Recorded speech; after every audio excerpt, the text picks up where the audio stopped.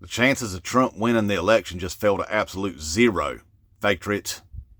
And after seeing what was in that superseding indictment that was just unsealed about him on January 6th, I can understand why. Man, there's a whole lot more stuff in there than what we'd seen in the past, than what the public had seen in the past, y'all. It's over for him. I mean, this stuff's out there in the public now for people to see what he did, y'all.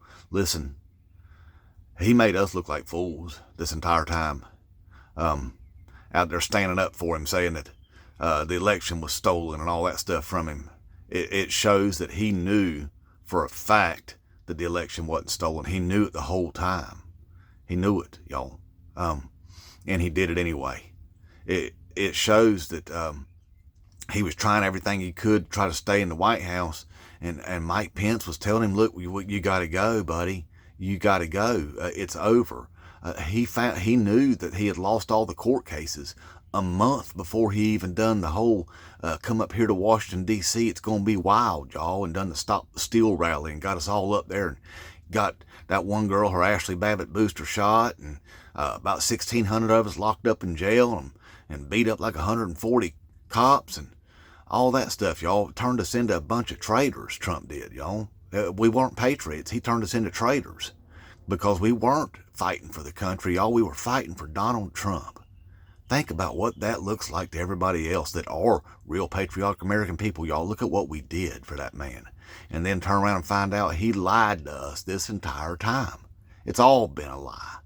Just like they call it, the big lie. That's what it is, the big lie. And he's still doing it, y'all.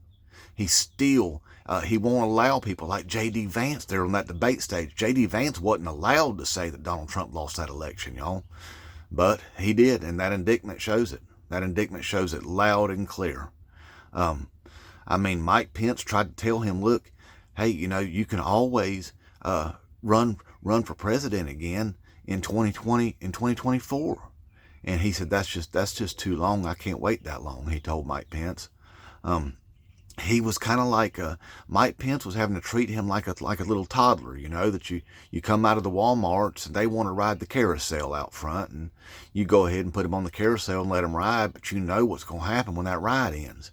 And sure enough, they throw them a big old temper tantrum and don't want to get off the ride, and they want to go again. But you got to take them off the ride. You can't just keep shoving money into it and letting them ride again. Mike Pence told him the ride was over, and Donald Trump didn't want to get off the ride. So he lied to us, y'all. And now that all this information's out there, I don't think anybody that calls themselves an American will be or should be voting for him, y'all.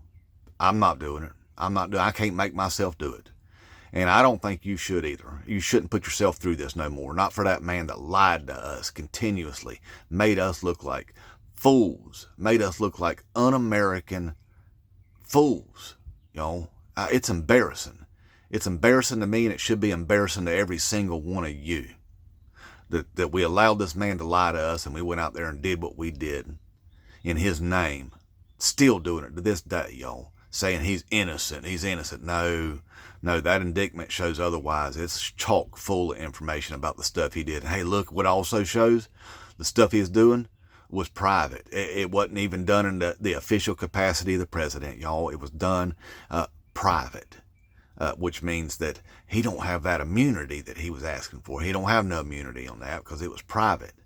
Because everybody around him, his attorneys, the White House aides, the vice president was telling him it was over, that you lost, and you lost all of your court cases. The election is over. And he refused to listen. So he chose to come out there and lie to all of us and the rest of the American people about this election, and try and destroy our democracy and overturn the will of the electorate. One of the biggest crimes anybody could commit in this country. So that indictment shows all of that stuff. And boy, I don't think that most people are gonna want to vote for somebody who tried to make themselves a dictator.